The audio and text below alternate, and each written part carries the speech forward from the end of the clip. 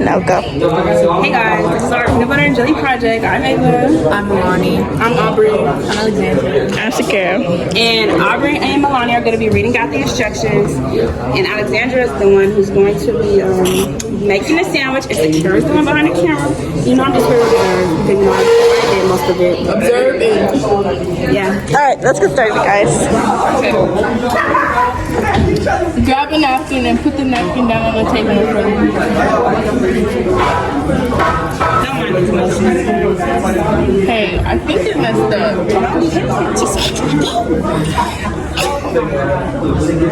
Grab the bread back. Take the tie off the top of the bread bag. Open the bread bag. Grab 2 pieces of bread.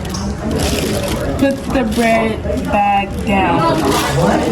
Take the slices and place them on the napkin apart from each other, laying down flat. Grab the peanut butter jar. Open the peanut butter jar.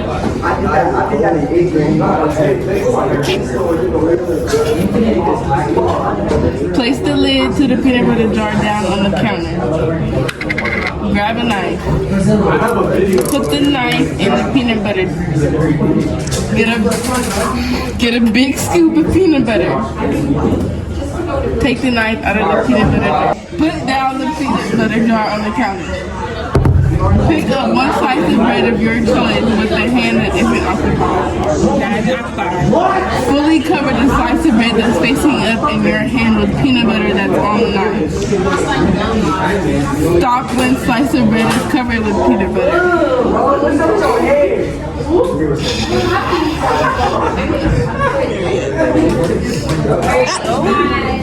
Place the bread that has peanut butter facing up back on the napkin next to the other slice of bread that doesn't have anything on it.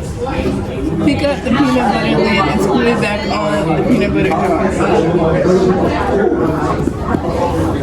Pick up another napkin.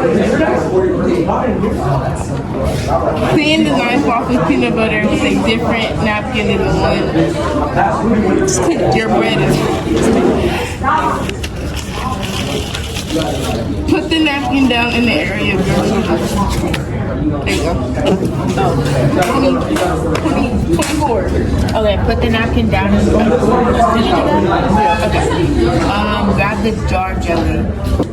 Yes. They skipped a step. They skipped a step. I know we did that. I know we did that. Okay. Put the lid to the jelly back on the counter. Pick up the unused knife. Pick up.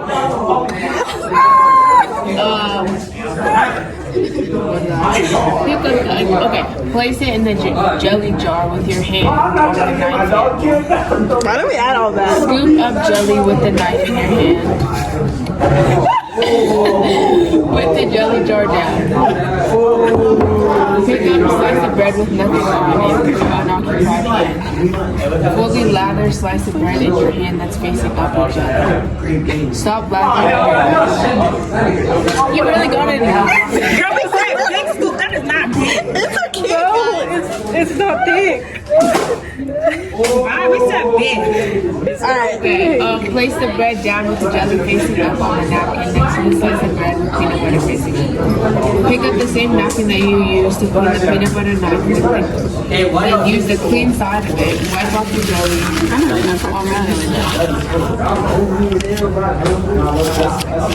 Place the jelly knife on the napkin with the peanut butter knife. Place the dirty napkin down. Pick up the jelly slice of bread with your left hand. Then place She did the L. and then place the bread or slide it into the palm of your right hand. Turn it, place it in there, babes. There you go. There you go. Then pick up the peanut butter slice of bread with your left hand with the peanut butter facing up.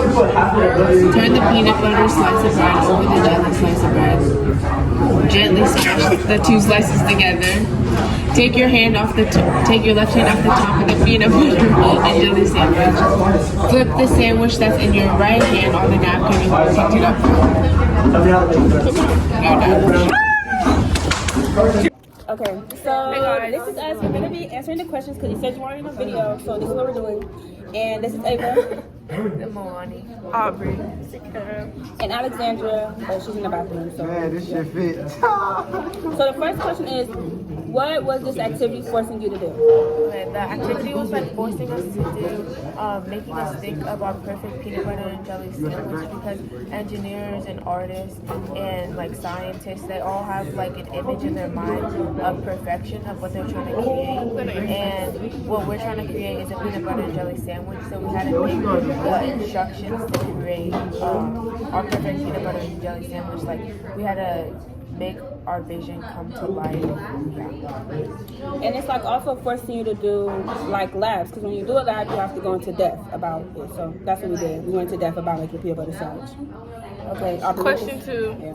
Why bother making something so simple, so time-consuming and challenging? Read the rest of it.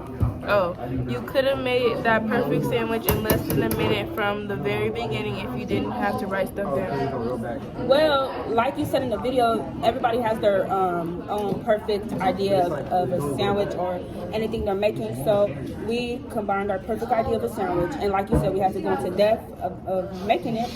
So that's what we did, because when you're in a lab, like when you do labs in chemistry, you have to go into depth about doing it. Because like you said in the video, the engineers got to go into depth about how they want the buildings to be. So that's what we have to do. And like, it's not that, well, like obviously the peanut butter and jelly sandwich, it would only normally take 5 minutes to make, but you have to have the whole idea behind the sandwich already created. That takes a lot more time. Like if we use this as an example, when you're making art and painting something, they took a lot more time to like strategize of what they want to paint, and then when they actually did it, it took less time than the planner did. Yeah, because you want it to be perfect, and it's your idea. So and you're having somebody else make it, so they don't even know your idea of something could be somebody's totally different idea.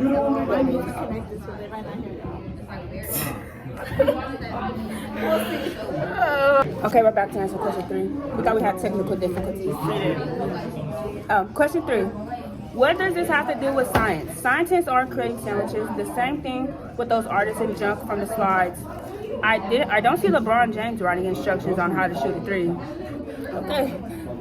This has to do with science because it's taking us through step by step on how to do something.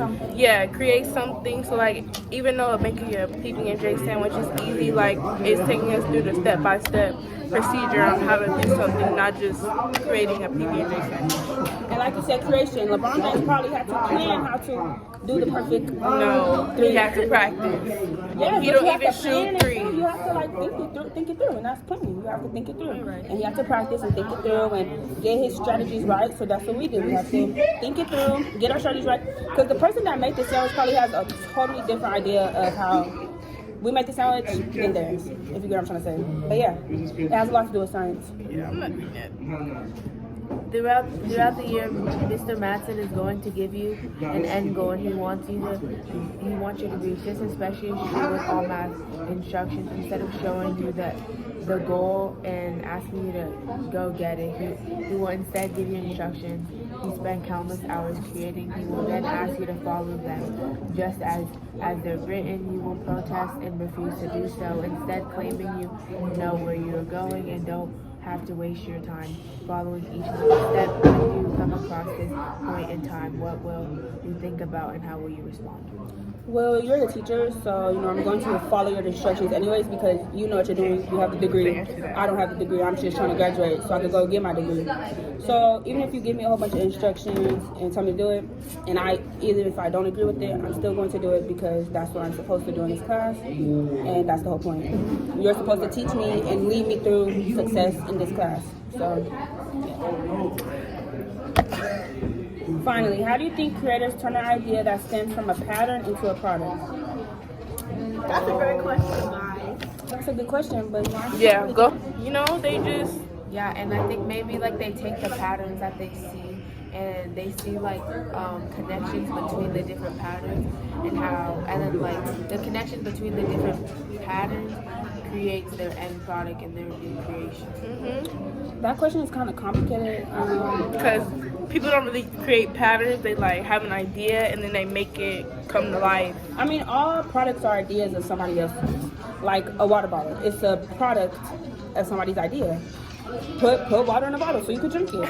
I don't know how people used to drink water, but this is a very good idea because you know it's patterns. You have patterns of drinking water, and yeah, I don't think I answered that question right, but hopefully I did. You know, at least I tried.